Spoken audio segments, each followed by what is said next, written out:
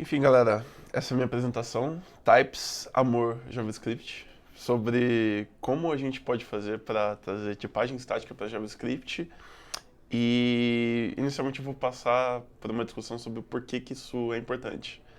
É, Bom, vamos lá. É, Contando um pouquinho de história, eu aprendi a programar mais ou menos assim. Comecei a programar usando o C. Os primeiros programas que você aprende na sua vida são todos bobinhos e simples desse jeito, né? E C foi uma linguagem importante, mas era um tanto quanto verbosa, um tanto quanto complicado de se fazer coisas. E não era a linguagem mais produtiva do mundo.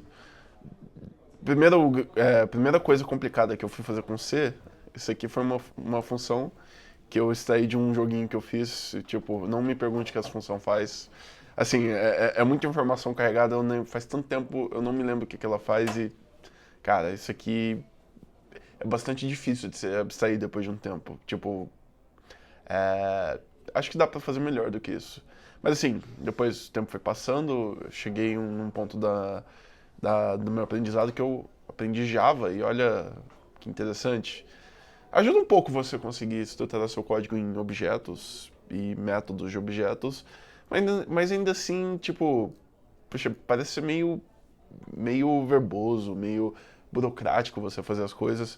Foi então quando aconteceu uma coisa bem interessante na minha vida, foi que eu aprendi Python. E Python foi a primeira linguagem dinâmica que eu aprendi, dinamicamente tipada. Isso foi algo extremamente importante porque me permitiu ver que eu conseguia ser muito produtivo para resolver o problema que eu estava querendo resolver e escrevendo muito pouco código, porque Python é uma linguagem de alto nível. É, Enfim, gostei bastante, tipo, meio que eu me senti libertado dos tipos do Java, da sintaxe do Java, do modo Java de fazer as coisas. E depois de um tempo eu trabalhei num projeto grande até com Ruby e seguia mais ou menos a mesma filosofia, não é? Ruby e Python compartilham várias decisões de design entre si. É, Apesar das diferenças, elas seguem mais ou menos a mesma linha, né? Uma linguagem que te permite ser produtivo, com uma sintaxe elegante e fácil de você escrever, né? Até que você precisa fazer isso. Imagina que você, enfim, seu primeiro contato com a linguagem e você precisa fazer uma coisa que foge do conjunto de coisas que você costuma fazer. Você não sabe de cabeça o que você precisa fazer. No máximo, você, sei lá, tem uma ideia do que pode se chamar aquilo, né? Mas porra, você não sabe exatamente qual é o nome do método, né? E assim, para nossa sorte, a partir do Ruby 2.3, eles incluíram uma feature muito interessante, que inclusive eu acho que outras linguagens deviam incorporar também, que é no modo de desenvolvimento, ele sugere para você automaticamente um possível candidato ao que você chamou. Por exemplo, aqui eu errei de propósito, select, e ele achou, ele sugeriu select no lugar. É interessante, né? E tipo, mesmo quando você está trabalhando com um objeto, uma variável que não está lá, apesar de ter linguagens que resolvem esse problema do null, em Ruby, se alguma coisa é null, você chama um método que não tem, ele um te dá uma mensagem de erro que te ajuda, né? Variável local não definida, legal. Mas algumas linguagens não são tão prestativas assim, né? Por exemplo, filter of undefined. Eu olho para isso daqui e às vezes a mensagem de erro aparece sem contexto. Você olha para um negócio desses e você fala: caramba, o que diabos significa isso? Não sei. E você olha para isso, fica sem entender e fica muito tempo até falar: ah, caramba, pelo stack trace foi aqui que isso aconteceu. Tipo, você demora muito mais tempo para entender o que é o problema quando acontece um erro desse em JavaScript, por conta da natureza da linguagem. E tipo, cara, infelizmente JavaScript tem bad decisions everywhere, do tipo ah, uma string instance of string falso. No caso aqui a pegada é porque isso aqui é um objeto. Isso aqui é um native type, se eu não me engano. Is none, what the fuck menos um é verdadeiro. Math Instance of Math da Type Error. Ah, em alguns outros casos, quando você faz com outras classes, não dá erro, é muito bizarro isso. 2 igual a 2 num array é igual a 2 e 0 maior ou igual a null. Gente, WTF. E cara, assim, você olha pra isso aqui, eu fico me perguntando, caramba, será que de fato você se libertar dos tipos é uma coisa boa, porque você percebe o quão produtivo você consegue ser escrevendo muito pouca coisa, mas assim, é, cara, a tipagem estática tem suas vantagens, né? Tipo, ela te dá algumas garantias, tipo, nenhum método foi invocado com um nome errado, por exemplo, aquele tipo de erro do que eu mostrei no console do Ruby não aconteceria numa linguagem tipo Java. É, a gente tem garantia de que a gente não está passando o argumento de um tipo errado para uma função. É, tipo, em geral, o propósito da tipagem estática é encontrar erros em tempo de compilação que eles vão deixar de acontecer em tempo de execução. Então, fazendo um paralelo com uma API, seu cliente não vai enxergar um internal error 500. Você vai ter visto esse erro antes, já vai ter corrigido ele antes. E para mim, que é uma das coisas mais legais da uma das coisas mais legais da tipagem estática é que você tem um autocomplete muito bom. Então, quando você tentar naquele método, naquele problema lá de encontrar qual é o nome do método que você está querendo, ele te mostra uma lista com todas as possíveis sugestões. Você pode, inclusive, ver os argumentos. E caramba, mas, puxa, assim, pensa aqui comigo. É, a liberdade que linguagens dinâmicas te dão é muito boa. Tipo, você consegue fazer um projetinho em poucos minutos tipo, conseguir o que você estava fazendo. Você consegue montar POCs muito rápido. Isso é algo muito poderoso. A gente não... Isso é uma coisa boa. Por que a gente quer jogar isso fora? O meu principal argumento para isso é que, assim, a base de código de qualquer startup com mais de um ano de vida, qualquer empresa com algum projeto grande de software, esse projeto de software não é um projetinho. Tipo, você chega um tipping point em que um ponto de virada, um ponto de inversão, em que você começa a ter desvantagens de ter um sistema de tipos muito flexível. Você passa, você essa liberdade começa a ser perigosa para você, porque você não consegue manter na sua cabeça o modelo mental de tudo que você está fazendo. Isso é perigoso. E justamente por causa disso, eu acho que vale a pena a gente é, considerar a tipagem estática, especialmente para projetos grandes. Porque assim, e se você parar pra pensar, isso vai bem de encontro ao que uma empresa bem-sucedida procura, que é tipo entregar um produto que atenda às necessidades dos clientes e tipo agregue o máximo de valor possível o mais rápido possível. Então, isso é uma coisa que faz bastante sentido. E tipo, assim, eu dei aqueles exemplos no começo, mas aquilo são trechos de código relativamente antigos para o padrão dessas linguagens. Por exemplo, aqui eu tenho um snippet de C Sharp que, porra, assim, isso aqui não perde nada em expressividade para o que eu consigo fazer com os métodos funcionais de array do JavaScript. Isso aqui é estaticamente tipado.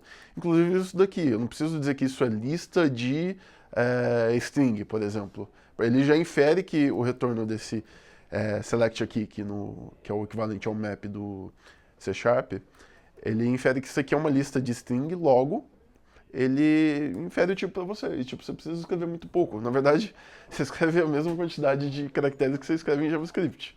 E você continua tendo tipagem estática, com autocomplete, performance, um monte de outros benefícios. E, cara, isso é uma coisa bem interessante, porque acontece em todas as linguagens, até nas mais odiadas. Para quem não está familiarizado, isso aqui é Java 8. Isso tá na versão 8 do Java. Tipo, tem uma API muito legal, inclusive, na minha opinião, até mais interessante do que a do C Sharp, que foi mais revolucionária à época, mas essa do Java tá um pouco mais moderna, ela tem algumas coisas mais interessantes. Mas assim, e cara, tem muitas linguagens novas que surgiram com essa proposta de serem estaticamente tipadas é, e sucintas. E, tipo, isso é algo muito bom e as linguagens estão caminhando para esse ponto, o que é muito bom. Tipo, os tipos voltaram e a gente está enxergando o valor neles, eles são bem-vindos, especialmente sem aquele tanto de keywords macarrônicas, public, static, void, não sei o quê. Mas, assim, e claro, de novo, a gente tem a sintaxe sucinta desse jeito com todas aquelas garantias lá de trás, né? Autocomplete, captura antecipada de erros e tudo mais. Pô, bacana. Mas, cara, JavaScript. A gente, assim, JavaScript é uma linguagem com problemas de design. Você tem várias coisas na própria linguagem que fazem com que JavaScript te ajude menos do que quando você está programando com Ruby ou Python, por exemplo. E, cara, assim, num projeto grande, JavaScript pode começar a morder seu tornozelo. Então, assim, será que existe alguma maneira de você levar tipagem estática para o JavaScript? Sim, existe solução para esse problema. É, duas empresas muito grandes no setor de tecnologia, o Facebook e a Microsoft, resolveram abordar esse problema com abordagens diferentes. A abordagem da Microsoft se chama TypeScript, que é particularmente a minha favorita, eles criaram uma nova linguagem, que é um superset do JavaScript, que você consegue depois, muito simplificadamente, compilar de volta para o JavaScript. E ele tem vários conceitos interessantes, tipo, você consegue criar interfaces, você tem inferência automática de interface aqui de uma maneira bem parecida com a do Go, o que é muito legal para você é, ter expressividade, tipo, ter expressividade escrevendo muito pouco código. E o Flow, a abordagem do Facebook já é um pouco diferente, que assim, ele analisa estaticamente o seu sistema e fala, eu imagino que essa função deve ser retornar uma string por causa dessas operações que foram feitas. E, cara, eu vou assumir que o seu programa está errado ou correto com base nessas heurísticas que eu tenho. Mas se você quiser tirar vantagem total do meu sistema de tipos, você vai ter que anotar o seu JavaScript com esse negócio que depois você vai ter que remover com o Babel, por exemplo, com um pós-processador. Cara, isso é muito parecido com você criar uma nova linguagem. E tipo, eu particularmente prefiro a abordagem da Microsoft, que eles resolveram criar uma nova linguagem e eles tiveram a oportunidade de resolver vários problemas de design do JavaScript com isso, e a abordagem que eu escolhi para essa apresentação. Então, vamos brincar um pouquinho com TypeScript. Esse aqui é o link de um tutorial de TypeScript para quem quiser se aprofundar um pouco mais. Ele é bem interessante. Mas, cara, chega de buchitagem, vamos pro código. Aqui. Primeira coisa que eu quero fazer quando eu crio um projeto é criar uma pasta. Aí vamos supor um projeto em TypeScript Project. Legal. Vamos fazer uma coisa ainda mais simples. Para quem não sabe, para eu instalar o JavaScript, eu preciso executar um comando de install. Isso eu preciso instalar globalmente o TypeScript. Você instala ele assim, aí ele vai te dar acesso ao compilador do TypeScript, que é esse daqui, TSC. Aqui ele tem instruções de como você faz para compilar o seu projeto. Legal. Mas vamos começar de uma maneira simples. Vamos imaginar que eu quero escrever uma função que computa fatorial. Vamos começar escrevendo um JavaScript. Vim fatorial.js. Legal? Então, a primeira coisa que eu vou fazer vai ser criar uma função que computa o fatorial, recebe um valor inteiro n, if n igual a 0, eu retorno 1. Do contrário, eu retorno n vezes fatorial de n-1. Legal? Aí como é que eu vou testar esse código? Vamos fazer um log aqui. Quanto que dá 5 fatorial? Ele vai dar fatorial de 5, certo? Vamos testar se esse negócio está funcionando.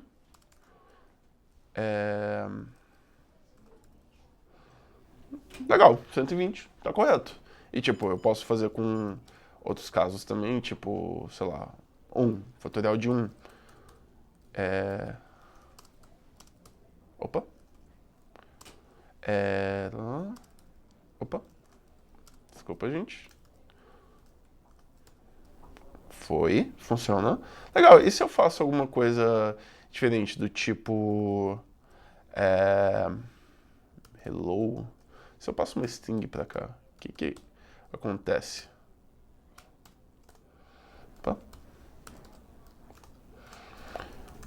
O que acontece se eu passo uma string? Vamos descobrir. Ah, que legal. Acontece um Stack Overflow. Não, Stack Overflow não, max. Erro de quantidade de loop infinito. Explodiu a pilha de method calls. Legal, então, cara, interessante, mas porra, quero usar TypeScript aqui. Será que isso me traz algum benefício? Olha que complicado vai ser converter esse programa para um arquivo de TypeScript.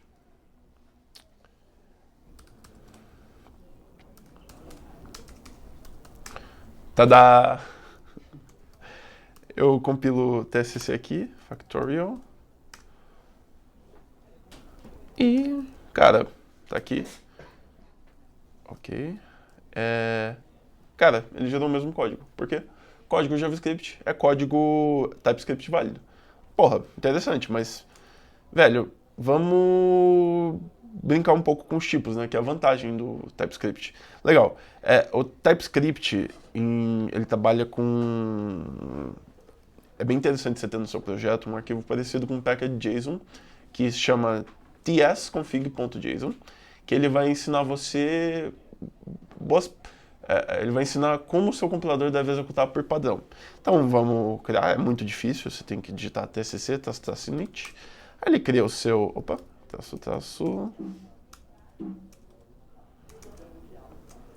tsc, vamos help, init. Que estranho. Ele tinha opção na versão que eu estava usando antes.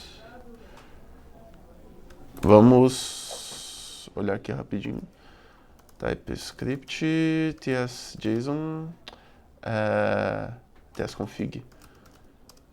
JSON, aqui o link. Aqui um exemplo. Que eu posso depois exclude files. Sim, esse aqui é mais interessante. Legal. Vamos criar um arquivo aqui, tsconfig.json. Eu vou colar aqui. O sistema de módulos que eu vou usar é CommonJS, mas eu poderia usar, por exemplo, o módulo do S6, o que é bom para o browser. Você consegue compilar direto para o S5 sem precisar passar pelo Babel, por exemplo. No implicitn, nesse caso, eu vou colocar como false. Vou explicar por quê daqui um pouco. Remove comments, por enquanto não. Preserve const nums, não. Outfile, não é outfile, change inside parênteses. Dist. Vou chamar isso aqui de outdir, que é o diretório onde eu vou colocar os meus arquivos compilados. Source map true, porque não? Include, não vou mexer com isso. E exclude node modules. Legal. E legal. Será que compila? TSC. E funcionou. rm factorial.js tsc. Agora ele está compilando tudo dentro dessa pasta dist E tá aqui o meu source map, que é bom para eu debugar depois, caso eu precise. Ele consegue fazer um mapeamento do meu código JavaScript de volta para o meu código TypeScript, o que é bom para debug. E aqui o meu código de fatorial. Pô, legal, estamos pronto para executar esse cara e fazer alguma coisa de útil. Show.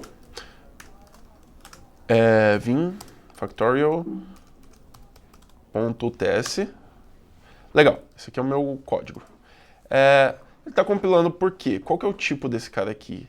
Cara, se você inspecionar ele num editor que te dá o tipo da variável enquanto você está digitando, ele vai apontar que é um N. Porque assim, ele não consegue. N é uma forma de você se comunicar de volta com o JavaScript. Ele aceita qualquer chamada de método, tipo, na verdade é um jeito de você dizer que você não consegue dizer nenhuma garantia sobre aquele tipo de objeto. Mas, pô, eu conheço esse domínio de problema, eu vou dizer que isso aqui no caso é um number. Pô, legal. Então, se eu digo que esse negócio é um number, ele já me acusou que eu não posso fazer esse tipo de chamada aqui. Então, eu sei que tem alguma coisa errada. Vou deletar aqui. Legal. Agora, ele compilou. Eu configurei meu Vim para compilar o TypeScript toda vez que eu dou um save. Aí, eu sei que esse cara aqui roda. Eu posso dar um node dist factorial.js e ele compila e evitou aquele erro que a gente estava tendo antes. E por que também é interessante usar TypeScript? Lembra que eu te falei do autocomplete? Eu faço, sei lá, vou acessar uma string, hello world, eu tenho aqui os métodos todos da string. E tipo, lembra, você está programando no Node e você tem acesso a toda a riqueza de pacotes do NPM. Então, se você por acaso instala vamos supor, um Lodash, existem formas de você colocar a assinatura nesses métodos, assinatura externa, para você conseguir trabalhar com a tipagem estática desse sistema. Você consegue se guiar com o Lodash sabendo exatamente o que você tem que passar como carga de argumento. Enfim, e é isso.